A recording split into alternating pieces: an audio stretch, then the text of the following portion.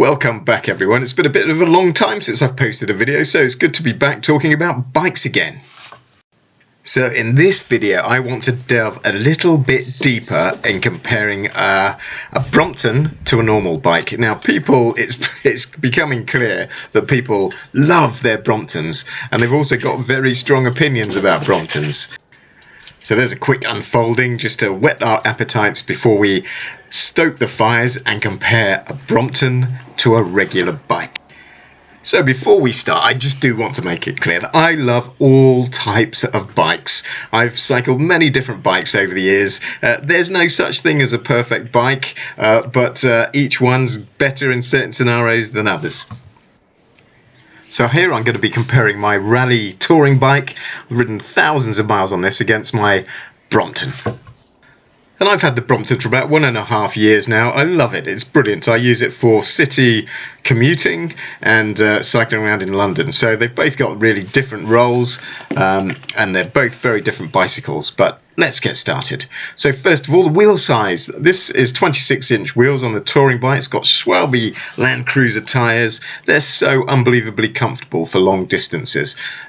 Big wheels might be slower actually on a perfectly flat road, but they're certainly more comfortable, a bit more rolling resistance.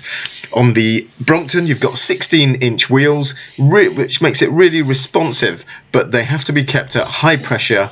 They are lighter, so you do get that quick acceleration, but on bumpy roads you will feel it. They're less comfortable.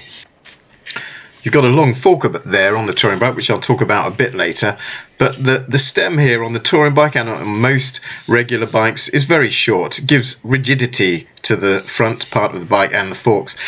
The stem on the Brompton is a different matter. It folds down and you can see how long it is here.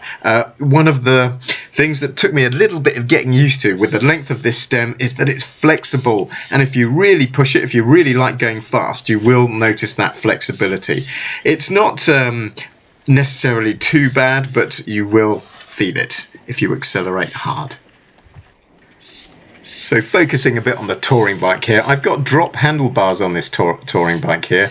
There's some just Shimano Sora shifters there, a bit more about that in a moment. What I'm trying to show here is you've got different grip positions here. So this is great for long distances, so it avoids fatigue in your hands and your arms, so you can really go long distances. I've used this over many thousands of miles, and I've really appreciated that. What you've also got, even on these narrow handlebars, is quite a bit of real estate if you want to attach your phone or lights. If you move over to the Brompton here, I've got an M-shaped bar here, but what you can see is there's less real estate. I'll go through that in a moment, but the grips here, now I've been on this some time, are quite low quality. I wish they'd done a better job on the grips. Many people change them. Here on these M-type bars, I'm just pointing out here that there's not much real estate if you want to attach a lot of things. You can get S-type bars on the Brompton, which is straight across, almost like a regular bike, and which is better suited if you want to attach lots of things. So the brakes here are caliper brakes, cantilever brakes, sorry, and they're really pretty good. With small wheels, you might, because the wheels rotate faster, it can be difficult to stop, but I've had no problems with these brakes, been very impressed with those. Just skipping back again, you can see here that this is a Sora flight deck here, mid-range, but the shifters and the brakes are combined, and again, they've been great for long distances, really comfortable, and I've been very happy with these. So these long forks on my regular bike take a bit of vibration out of the road. I've also got these pannier racks attached, so it gives you some, again, real estate to attach lots of bags, etc. for longer trips. But the Bromptons do have this excellent bracket which attaches a range of expensive but high quality bags, and because it's attached directly to the frame, it doesn't affect balance. When you turn the handlebar, that is. So what I was pointing to there is the famous single top tube of the Brompton, which folds up in half. There's the bracket there. It's really robust, thick steel, so it will last a long time. But because it is a single tube, there is more flexibility there. It's unavoidable. So you might notice this again if you put the bike under stress. That's the second folding point there, and that's also the seat unlock clip, which just slides the long seat post down. So if we skip over to the classic A-shaped frame, the diamond-shaped frame of regular bikes. It's unbelievably rigid, solid, so you get a lot of power transfer. And again, you can notice this if you're experienced on bikes. You can really feel that bit of difference when you put the effort in. The bike just moves more efficiently. That's not to say it's a huge difference, and they're designed for completely different scenarios. But yeah, if you were going to compare it, efficiency of the frame, back to back, then a regular frame's more efficient. And one of the other characters, there's just the mechanisms at the back again. There's the last folding part of the bike. There's a nice pump there that comes in handy. Of course, on most regular bikes, you've got, again, on that frame, a lot of fixing points where you can put your water and your pumps on. So let's just turn these bikes around and get a better look at them. There are some components that I want just to run through quickly on the back and the gearing, and perhaps compare the two. So one of the other characteristics of the Brompton that makes it stand out is this really long seat post.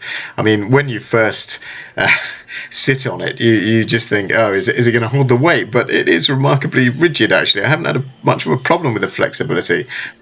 And neither have I on my tourer, but I have got this lovely Brooks saddle that's been on there for years, and I really do appreciate the extra comfort that saddle brings.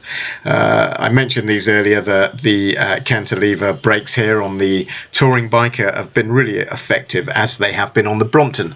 Of course, a lot of more up-to-date bikes have disc brakes, but I really haven't wanted for any more.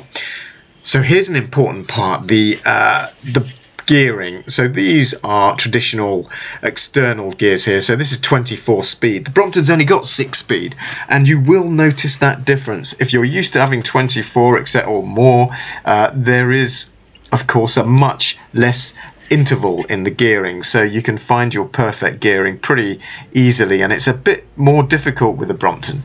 You tend to find that there's a big jump in the gear and the effort you need to pedal, so that takes some getting used to. So I'm swinging about here. The Brompton has an internal gearing hub, or partially. So this is a 3-gear hub we've got here. They've got advantages. They require very little maintenance, but they are less efficient, work at slower speed, you get a less of a gear range. And I have actually had some problems with slipping gears on the Brompton.